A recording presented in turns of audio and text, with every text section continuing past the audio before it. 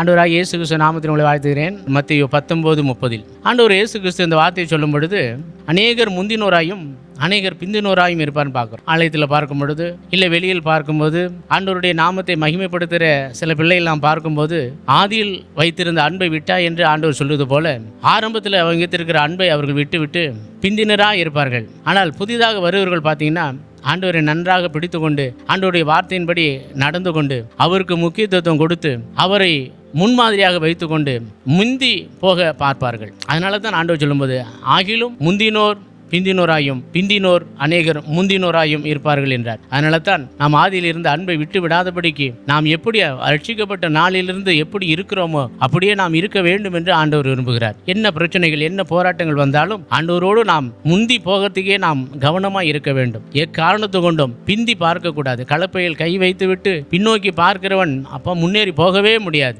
ஆகையினால் தான் அவனை சபிப்பேன் என்று ஆண்டவர் சொல்லியிருக்கிறார். ஆகையினால தேவனுடைய சமூகத்தில் நாம் முந்தினோராக இருக்க கற்றுக்கொள்வோம். கர்த்தர் பெரிய காரியங்களை செய்வார். ஆண்டவர் இயேசு கிறிஸ்து உங்களை ஆசீர்வதிப்பாராக. ஆமென்.